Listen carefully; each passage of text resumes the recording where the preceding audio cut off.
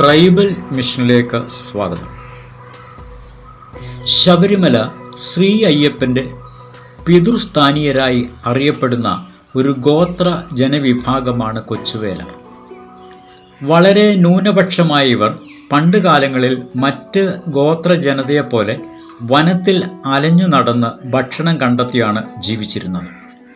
എങ്കിലും ചരിത്രപരമായി അടിസ്ഥാനമുള്ള ഒരു ഗോത്ര വിഭാഗമാണ് കൊച്ചുവേലർ. കൊച്ചുവേലർ എന്ന നാമത്തിൻ്റെ ഉൽപ്പത്തിയെക്കുറിച്ച് പല വാദങ്ങളും നിലനിൽക്കുന്നുണ്ട്. വേൽ എന്ന ഒരായുധം കൊണ്ട് വേട്ടയാടി ജീവിച്ചിരുന്നവരായതുകൊണ്ടാണ് കൊച്ചുവേലർ എന്ന പേര് കിട്ടിയതെന്ന് ഒരു കൂട്ടർ വാദിക്കുമ്പോൾ, കൊച്ചുവേലൻ എന്നത് ഒരു സ്ഥാനപ്പേര് മാത്രമാണെന്നാണ് മറ്റൊരു കൂട്ടർ വാദിക്കുന്നത്. അതുപോലെ കൊച്ചുവേലർ ഒരു ജാതി ആണെന്നും ജാതി അല്ലെന്നും ഉള്ളാടരിൽ ഒരു വിഭാഗമാണെന്നും പട്ടികവർഗ വകുപ്പും റവന്യൂ വകുപ്പും തമ്മിൽ ഒരു തർക്കം നിലനിന്നു വരുന്നുണ്ട്. നരവംശാസ്ത്രമനുസരിച്ച് ഉള്ളാടരെ പോലെ നെഗ്രിറ്റോയിഡ് വംശത്തിൻ്റെയും ദ്രാവിഡ വംശത്തിൻ്റെയും സമ്മിശ്ര പ്രകൃതിയാണ് കൊച്ചുവേലർക്കുള്ളത്. സാമൂഹികമായ ജീവിത രീതിയിലും മതപരമായ ചടങ്ങുകളിലും ഉള്ളാടരെ പിന്തുടരുന്നവരാണ് കൊച്ചുവേലർ. ശബരിമലയുമായി ഇവർ ഇന്നും ബന്ധം പുലർത്തിപ്പോരുന്നു. പത്തനംതിട്ട ജില്ലയിലെ റാന്നി താലൂക്കിൽ സ്ഥിതി ചെയ്യുന്ന ശബരിമല വനത്തിലെ തലപ്പാറയാണ് ഇവരുടെ ജന്മസ്ഥലം. എന്നാൽ എന്തൊക്കെയോ കാരണങ്ങളാൽ ഇവർക്ക് കുരമ്പൻമൊഴി ഭാഗത്തേക്ക് പിന്നീട് മാറി താമസിക്കേണ്ടി വന്നു എന്ന് പറയപ്പെടുന്നു. ശബരിമലയോട് ചേർന്ന് കിടക്കുന്ന 18 മലകളിൽ പ്രഥമ മലയായ തലപ്പാറ മല അഥവാ തലപ്പാറ കോട്ടയുടെ അവകാശികളാണ് കൊച്ചുവേലർ. മറ്റ് മലദൈവങ്ങൾക്ക് ചെയ്യുന്നത് പോലെ ദ്രാവിഡ ആചാരപ്രകാരമുള്ള പൂജകളാണ് ഇവിടെ നടന്നു വരുന്നത്. ഐതിഹ്യമനുസരിച്ച് കൊച്ചുവേലർ ശബരിമല ശ്രീ അയ്യപ്പൻ്റെ പിതൃസ്ഥാനീയരാണ്. ഈ ബന്ധം തലമുറകളായി ഇന്നും നിലനിർത്തിപ്പോരുന്നുണ്ട്. തലപ്പാറ കോട്ടയെയും ശബരിമലയെയും ബന്ധപ്പെടുത്തുന്ന പ്രധാന കണ്ണികൂടിയാണ് ഈ ഐതിഹ്യം.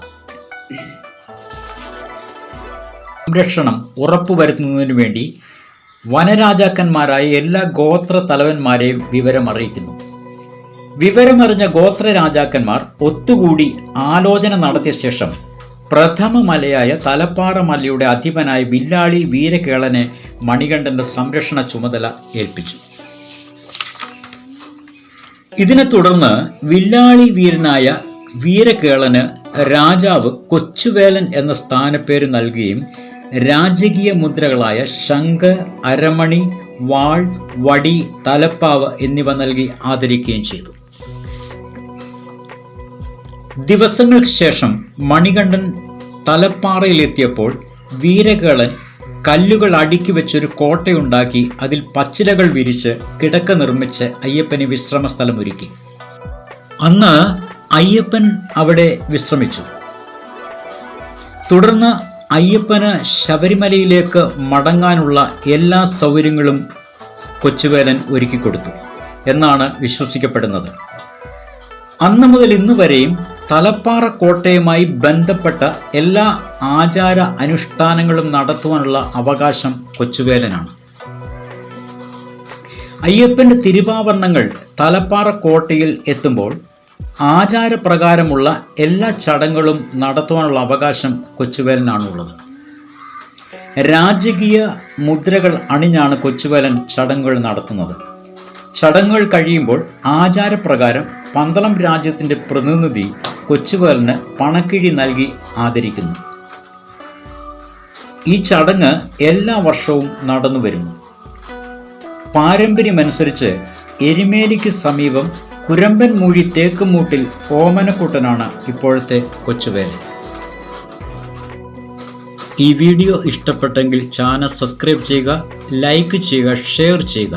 വീണ്ടും ഇതുപോലെയുള്ള വീഡിയോകളുമായി നിങ്ങളുടെ മുമ്പിൽ എത്തുന്നതുവരെ എല്ലാവർക്കും നന്ദി, നമസ്കാരം.